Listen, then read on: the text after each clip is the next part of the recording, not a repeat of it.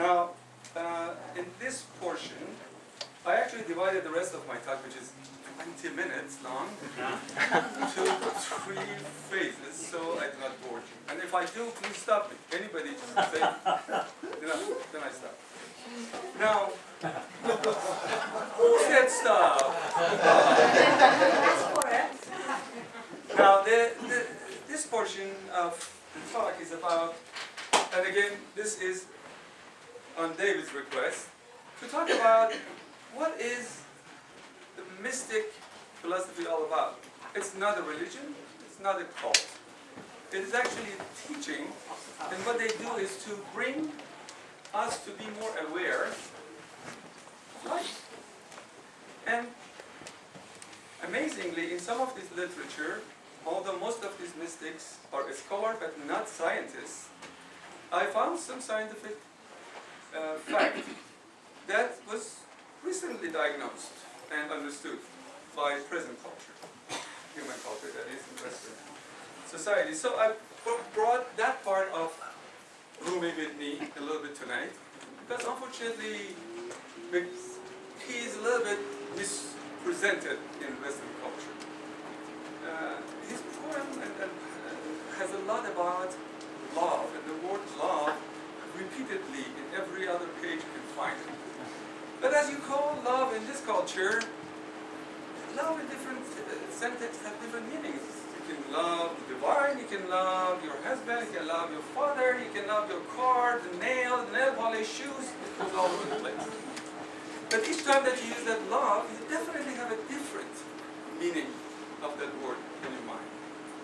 Unfortunately, commercializing that to physical love in Western culture turned it to postcards that you give to your significant others that have love poems of Rumi on it. Nice!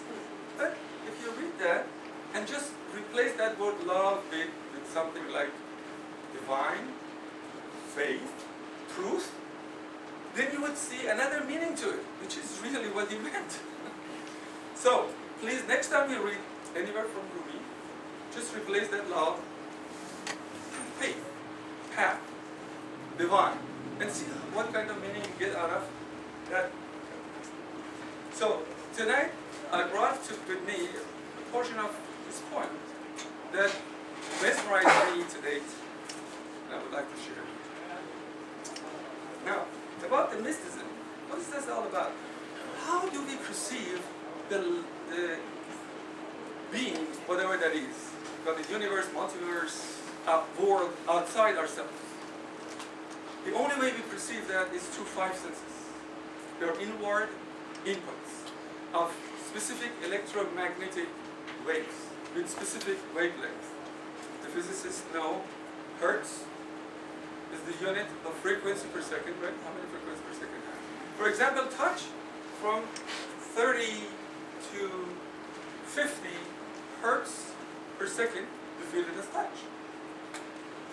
Then from 30 or 20 to 20,000 hertz, it's perceived by our hearing. Then there's a big gap from there, from 20,000 to 10 to the power of 12, 400 to 500 tetahertz, which is perceived by the eyes. Very small spectrum, from red to ultraviolet. Pretty much that's what it is. It's like if I have a big picture and I put a curtain over it and have 3 holes in it and say, hey, look at the picture, what do you see?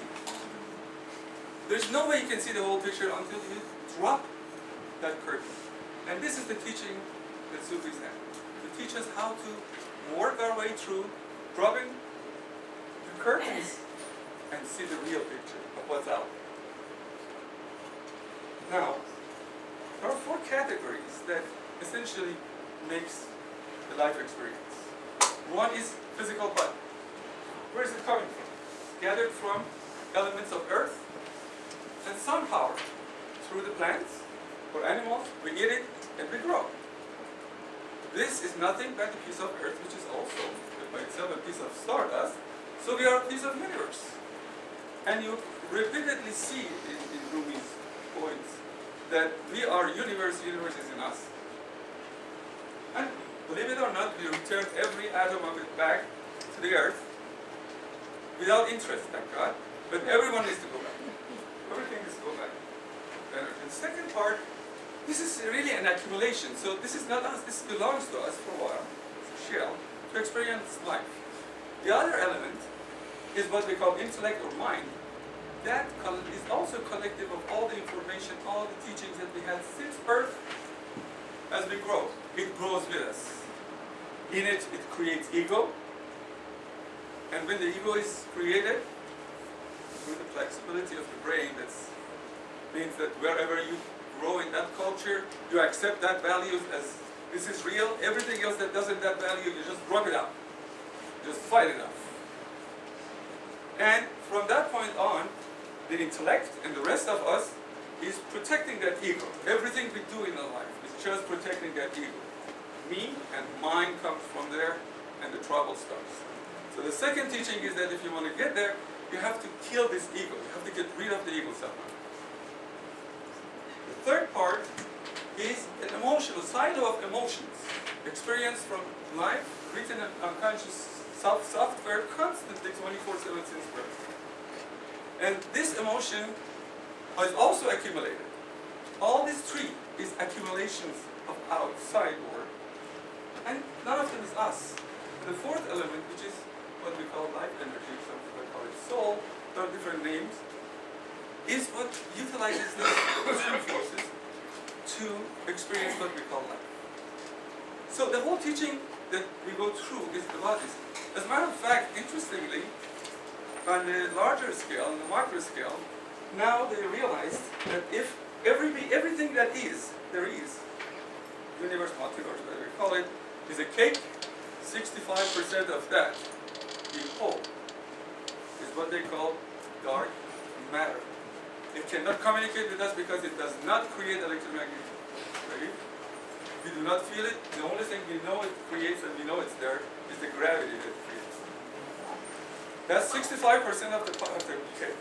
30% on top of that is what we call nowadays dark energy. Again, we cannot communicate with it. It does not create electromagnetic waves at the level of our sensors, but it's there, and we know it's there because it's exploding actually all the stars and all the galaxies faster than speed of light away from each other today. So 20 million years, somebody on Earth look up, we don't see that many of the stars. We do not know what these are. Of the 5% left, 80 to 90% is just atoms of hydrogen and atoms of helium scattered around. The only thing that everything that we see out there, everything that we perceive is just a speck. A speck. A cinnamon top of that cake that we do not know what the cake is. We are experiencing the cinnamon. That's another teaching that comes through this philosophy or teaching. So, should I take a break and talk about examples? Examples, thank you. We are ready, Okay, so we're going to stop here. After the next round of music, which is in Homayoun, Avaz Isfahan, I am playing Tarr. My friend Bizhan Rana plays drum for us in this side, and GhasemParva, please, plays that, and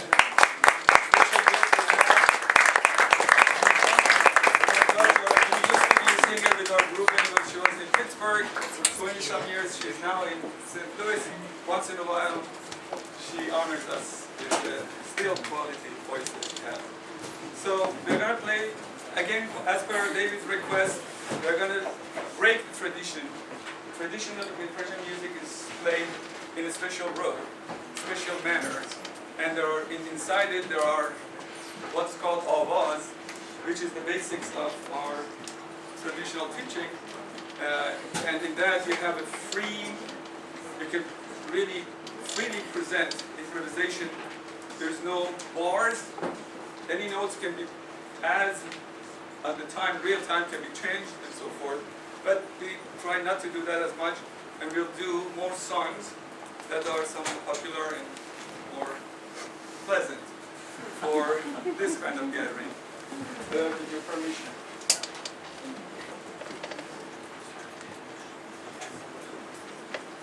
Can we decrease the light a little bit? Looks like that they cannot see that. Or if we can add different color to it so it's not too bright. Thank you. I could probably add a clip light for you. Okay. This is called Tarr. Is that better? Think of it as grandfather of your guitar. Great grandfather. The drum also is a piece of wood with the skin on it, you would see. Also, that is another instrument that we play.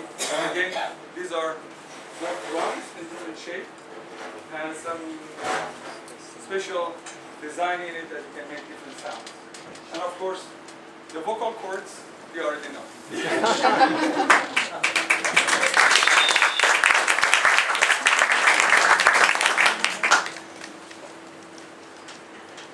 Josh?